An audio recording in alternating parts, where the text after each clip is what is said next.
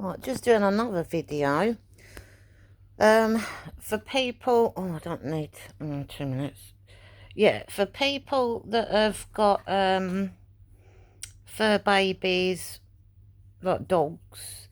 If your fur baby children that are your dogs, if they have problems with noises, like for instance thunder and lightning or fireworks,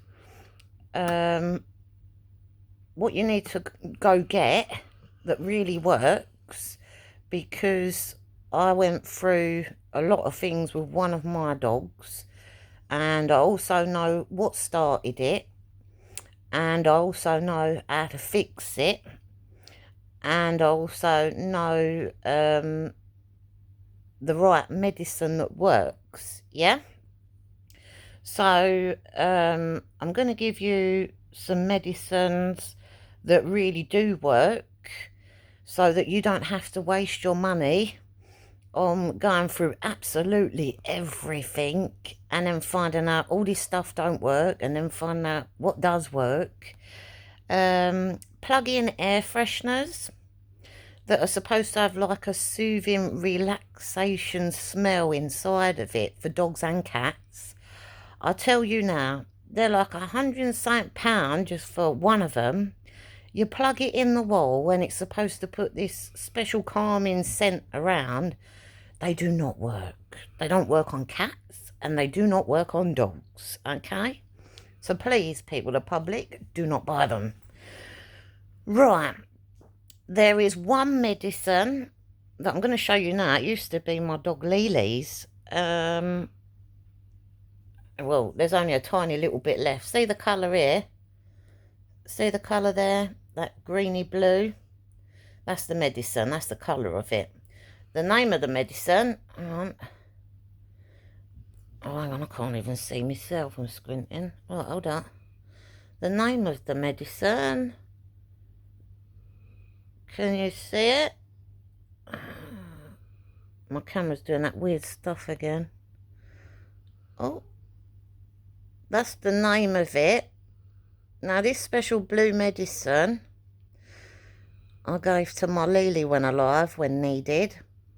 So the first signs of showing distress from fireworks or thunder and lightning, you give the dots. So it's another one of those syringes. Oh, I can't show you the dots. Hang on.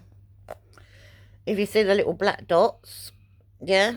So the first sign of stress due to don't like thunder and lightning or firework noises, then you give the amount of dots it tells you to, and you give them that blue medicine.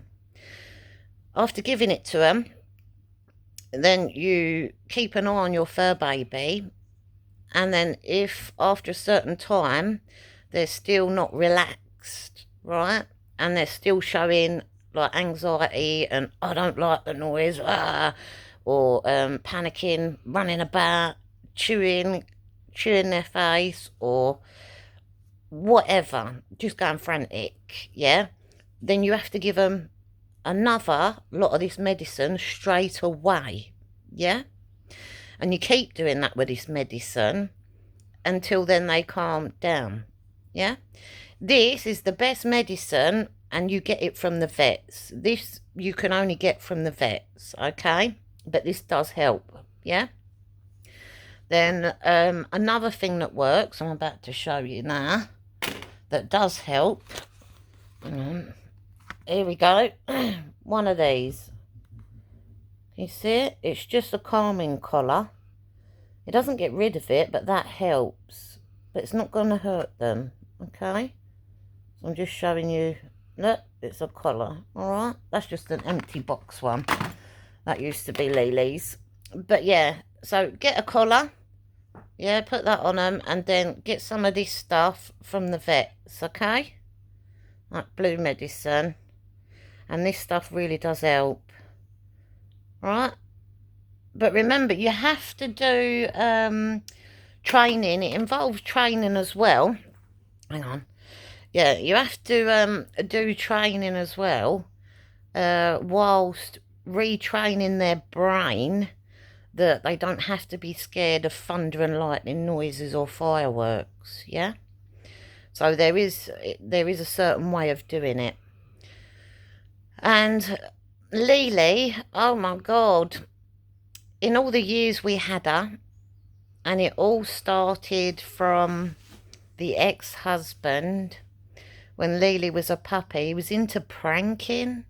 Now, pranking to humans, if you find that funny, okay, right, it's funny. But when you over prank or you do pranking way too much, it's not funny anymore. It's like it becomes annoying. Then it upsets people. So it's not ha ha ha anymore. It's like, can you just F off and do one, you know? But unfortunately, my ex, he was into pranking. And unfortunately, he was one of those that was into over pranking. So it was no longer funny. And even his own parents said that he does things like that. Anyways, little did I know that one of the pups that I had from my own first ever 1 litter of puppies, and we kept one out of my own personal, yeah, fur babies. So we kept one of the pups, and it was my son's dog. Yeah. Anyways, so it became the family dog, but it was my son's dog because it was his first little dog, and he chose Lily, named her Lily. But little did I know that the ex-husband at the time, which pranking around animals is a bad combination because, especially dogs, they're not into this pranking behaviour. If anything, dog language, what you end up doing is you end up causing behavioural problems for your poor dogs, unfortunately. And people don't seem to realise that when it does start causing your fur babies behavioural problems, then you either dump them again, or you get some people that really do care about their animals and done it by accident, and they put their hands up and ask for help by others that do know what they're doing to help them fix the behavioural problems with their much loved fur babies, you know. Anyway, so getting back to what happened, the cause of, which I know indefinite what it's caused from now. If you have a dog fur baby that has a problem with fireworks or thunder and lightning noises, it's not a nice thing to have to go through, because when you're fighting every year, wondering if your fur baby's going to live this year and carry on living, or are they going to die this year?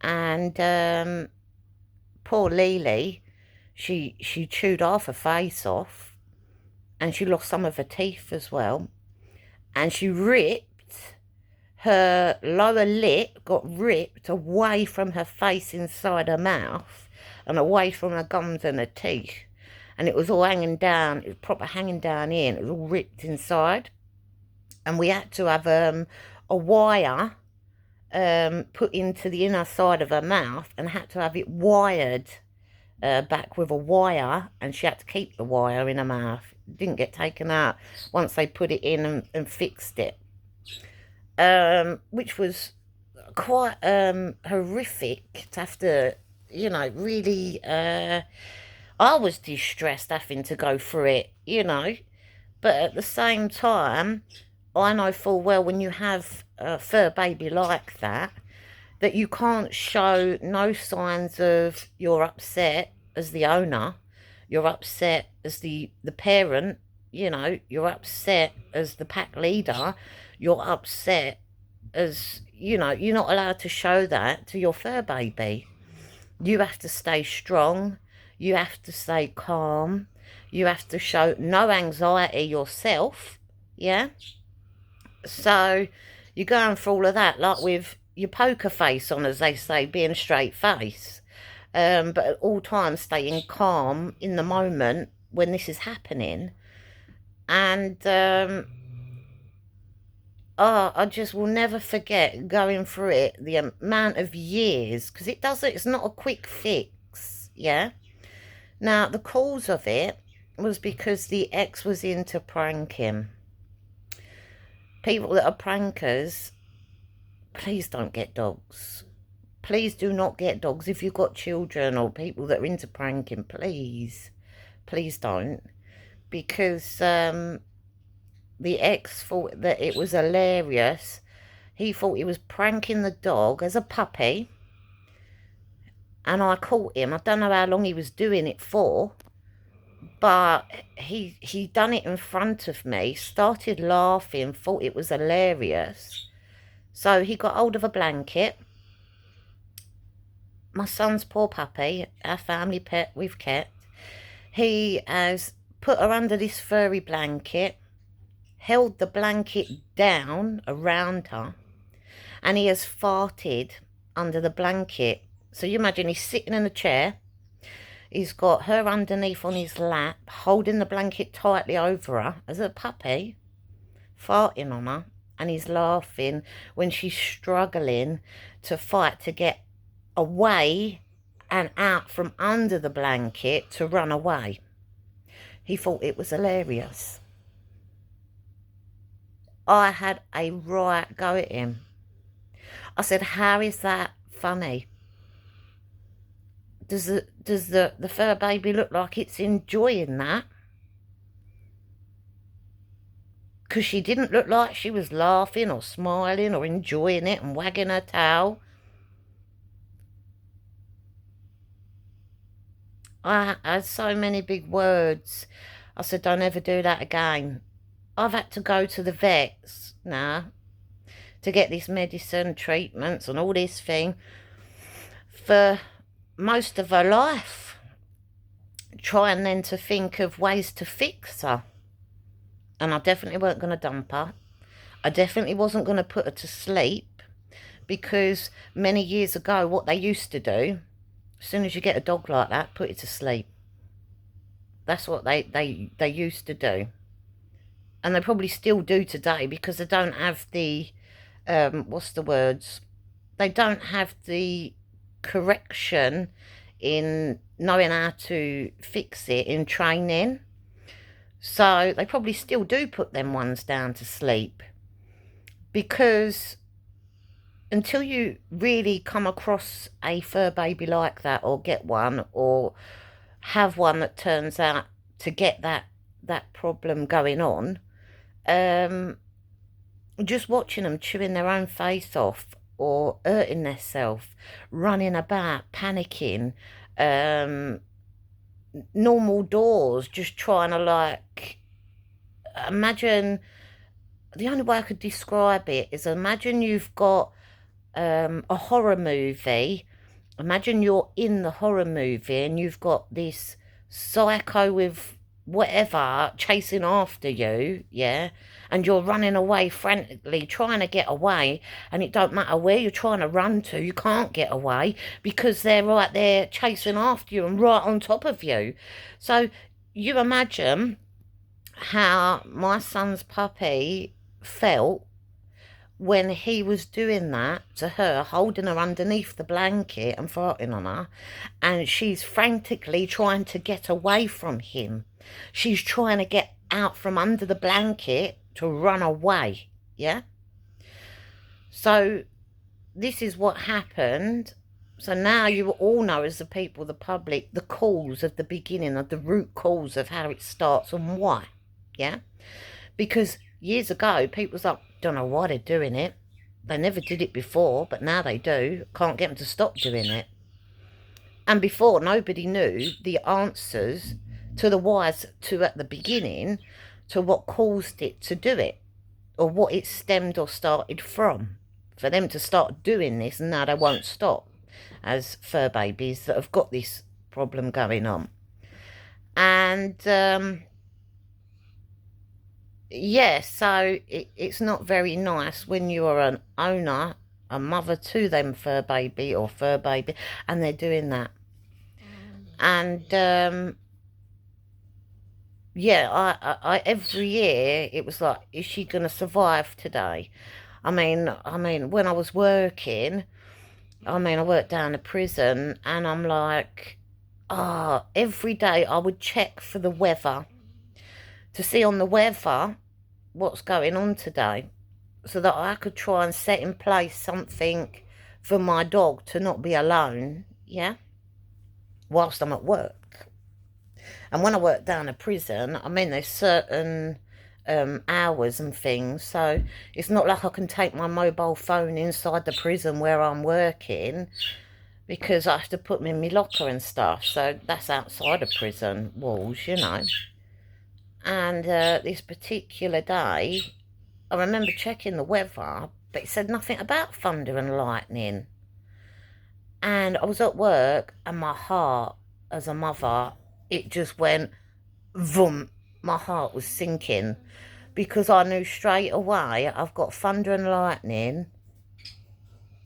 It didn't say that on the weather today. My poor baby, I don't know if she's going to be dead or alive when I get home from work. And I'm like, I can't ring her because I'm working inside the prison. I can't get someone to go there and check on her. So I'm like, oh my God. And that particular day when I got home from work, when I walked through the door, I will never forget all the blood, the teeth, and her face ripped. Yeah, that was the bit where she had to have it wired. And I was just like, it was something, it looked like something out of a horror movie. And I kept thinking, how did all that blood come out of my little dog, like my son's dog, you know? And I'm rushing her down the vets. And I'm having to get her operated on. That was when she had the thing done on here. And it was just one of those. So I thought, well, I can't be on top of everything, because that particular day on the weather, when I checked it, it didn't say anything about thunder or lightning. And it was just like, oh my God. So the weather report's not even always right. And yeah, it wasn't about the money, but even that cost a lot of money just on one little fur baby that was my son's dog, family dog, you know. And it just made me more determined to find ways, to find what works to fix her, to get her to stop doing it. And it wasn't an overnight fix. And it took me quite some years, right? But we finally got there together in the end, and I cried. I cried, but it wasn't that I was crying because I was upset. I was crying because it was like a big relief lifting off of me, and feeling like I finally did it with my fur baby, my son's dog. I finally fixed her. I finally fixed her. I was just overwhelmed with happiness. And I fixed her. And she never did it again. Never did it again. And then 3 years later, after fixing her, 3 amazing years of not doing it after I fixed her, she died. So I thought we went through all of that for all them years to find a fix. And she was all right for the last 3 years of her life. And then she died on me. And I thought, Lily, I went through all of that with you, girlfriend. I fixed you, we fixed you together, and you went and died on me after 3 years of being cured. You know. But I just thought, what a long achievement to get to the real achievement at the very end of the last 3 years of never doing that ever again. And I was just like, wow, it was such a long journey together. But when we had the times where there was no thunder and lightning, there was no fireworks, you know, Lily was the most happiest, loving, little jolly little girl, you know. She was just a happy, normal puppy fur baby self, you know. And those were all the times that we cherished, because Lily never done it in those moments or them times. And that's what made me fight for her, because it was well worth all the times when she wasn't doing that to herself, and well worth it at the end when we found a cure in the last 3 years before she died and fixed her, and she never did it again. But it was not just about how long it took, it was that we got there together in the end. And then I kept thinking about how many other people around the world that they might have, or have indefinite, the same problem going on with, like, your fur babies. And there's me, like, me and Lily achieved that together. We found out how it started. We went through what works, what don't work, and then we found out how to fix it at the end of all of that, yeah? And really find to get rid of it, to stop it completely. And I thought that's brilliant, because not only did some good come out of that, we also found, out of all of what we did together, our achievements, and we found the cure. We found the way to get rid of it so it never happens or does it again, you know, and kept thinking about how we could help so many other people. Rather than people being told, well, you might as well put them to sleep. Because that used to get to me in the industry. The owners would be at the last tether, couldn't watch their fur babies go through that. They couldn't handle a few days, let alone a week. And you'd get owners bringing them in to put them to sleep. Or you'd have the vets saying, best thing is to put them to sleep. Or even at rescues where they got dumped, it'd be, well, looking on the list, right, put them ones to sleep. They're the first ones to be put to sleep. And that's because they didn't have the cure, the right knowledge of how to fix or get rid of it, or what to do to, you know. So it's kind of, they were always the first ones on the list to die on death row. There was always, when you go to the vets, the first ones saying, oh, put them to sleep is the best thing so they don't suffer. And I understand what they're saying, because when I saw the way Lily was, chewing off her face, losing her teeth, ripping her face off, you know, done her nails, you really hurt herself across her face, across here. That was just from panicking, running about, frantic. But yeah, but we achieved it at the end. That's all that matters. So some good come out of that. But like I say, if you've got animals like that, and you've got people in your household that are prankers, that have possibly farted at some point on your fur babies, it's just, please don't get dogs. You know, if you've got prankers, please don't. Another thing I will say to the people, the public, with your dogs, at the beginning, as young as possible. It sounds mad, but when you listen to certain music, please play certain music of all sorts to your fur babies as young as possible, because it also helps prevent, sorry, I'll get the word out in a minute, prevent getting what Lily had going on, yeah? So you will get animals that will put up with a pranker, but they won't be doing what Lily did, yeah? But that's like saying, if I hit you as a human, that hurt you, didn't it? Or I might hit you and it don't hurt you, but you're laughing it off. Or I might hit you and then you're like, oh, let me hit you back. Or I might hit you and you're like, what'd you do that for?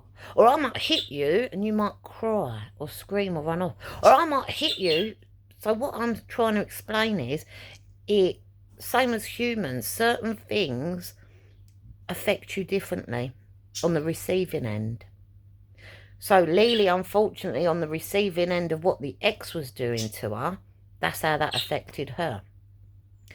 But what I remembered is all the years of having animals, right? I always remember to play all sorts of music, get them used to all the different noises, household, outside, you know, different animals, same animals, blah, blah, blah, blah, blah. I introduced them to all of that, right? But Lily, when I think back on it, I forgot to do the music thing. So I was playing music, but I forgot to do certain music, yeah? So in a way, I'm not saying it's my fault, because she was just a pup, and I didn't know that the ex was doing that to her. I really didn't know. It was only till he got brazen and did it in front of me, and he was laughing and thought that was funny. And I'm like, how's that funny? I've just had to watch the dog being hysterical, trying to get out of the blanket from underneath to run away. And when finally did it, she ran away. Did she look like she was wagging her tail and enjoying it and coming on your lap or staying on your lap for you to do it some more to her? You know. But yeah, when I had to go to the vets and tell the vets how it started and what he did, and they went, oh, that's nice. So he's not paying for the bill then? No, he really ain't paying for the bill. And I went, that's horrible. He's done it to the dog. Yet he's sending you in to the vets to deal with what needs to be done. And he's not paying for the dog that he's done it to. I said, yeah, I know, exactly. I feel even more embarrassed and humiliated and ashamed. So there was a few reasons why I left him. I will never forget the one time he said, he came out with once, oh, I thought you just needed a decent man and you get rid of all your animals. That was something he said. And I turned around and I looked at him. I said, hang on a minute. I've had animals all my life. I had these animals before I met you. I said, the first person that will be leaving will be you. And you are not a decent man. Because if you was any shape or form of a decent man, you never would have come out with that in the first place. And you would have accepted all that we are together as a ready-made family unit that we already was before you come along. Then he shut up. And that wasn't the only thing that he did with the animals coming out with or doing or whatever else. I mean, there was another thing that he was saying to my special needs lad, right? He's got part autism and stuff. He turns round and goes to him, and I found this one out as well. My own one child, human child, right? And he's gone, oh yeah, when you're 16, you're leaving. What?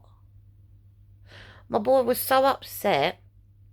Now, remember, my son was only young at the time when he said this, and my son's got autism, a little bit of special needs, and my son's got other oh, yeah, anyways, right? So you imagine my poor child, who's only young, comes running to me, Mum, and he's crying his little eyes out, and he's trying to process what a grown man adult has just said to him, that's supposed to care about him, supposed to be Mummy's partner, my stepdad. Yeah, you understand where this is all going? Role model, supposed to be my role. And he's just turned around and said to me, as a small child, when you're 16, you're moving out. And you've got to remember, my son's got special needs problems and that as well. So my boy, like I said, come running. He's crying his little eyes out. And I'm like, what's the matter, boy? He goes, oh, you know, he's turned round and he said to me that when I'm 16, you're going to kick me out of my own home. So I won't have my own bedroom. I won't have a home. Where am I going to go? I said, you what? I said, what? And it was it. And then when he said name, I was like, really? When did he say this? He goes, oh, well, he said it to me a little while ago in the other room. And I was like, right. So why didn't you come and tell me straight away? I was crying in my room. So I went, right, I'm going to have words. Come with me. So I've got my child with me. I've turned round and I've got him in the same room with my child next to me. I said, what's this about? You've turned around and said to my human child, my only human child with special needs, right, who's only a child, that doesn't even need to be worrying about when he leaves home, yeah, he's got special needs, and you're telling him that when he's 16, he's moving out. I went, I don't think so. I said, you'll be moving out very soon in the way you keep going on. My son, this has always been his home. I will always be his mother. Yeah.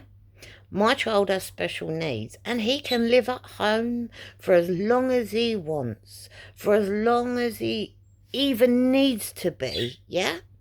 I said, but you will not be telling my child, who's still a little child in little school, that he will be moving out at 16.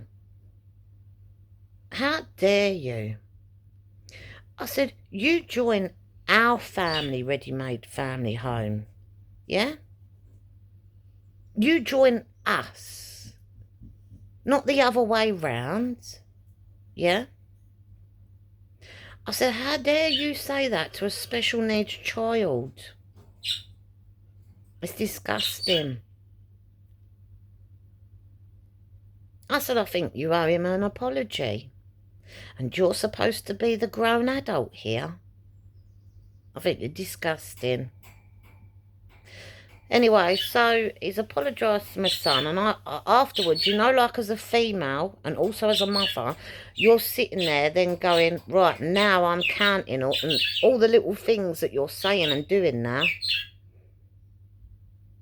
And then you start as a female and as a mother, you start sitting there weighing up, do I really want to stay with this person? You know. Or do I want to, that's worked out, leave it there and carry on? It got to the point there was a lot of other reasons, but when I left him, it was for all the right reasons, not the wrong. And I didn't take it lightly either. Anyway, so that's something else. But like I say, you'll learn on my videos that I talk about everything and anything and blah, blah, blah, and I come off and go back. You'll realise that's just how I am, yeah?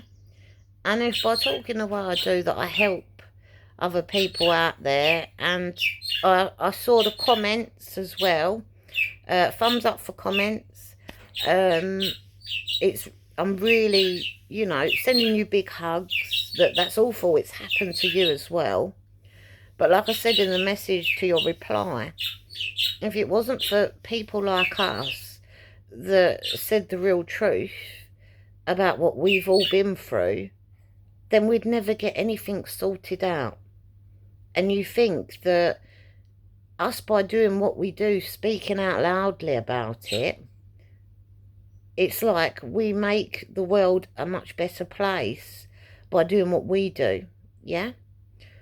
And then also help stop and prevent others from either meeting that same person and having to go through that with the person that we used to date. And then we can save and prevent and help other women or other children from having to go through that. Yeah? And to be fair, it shouldn't be happening in the first place.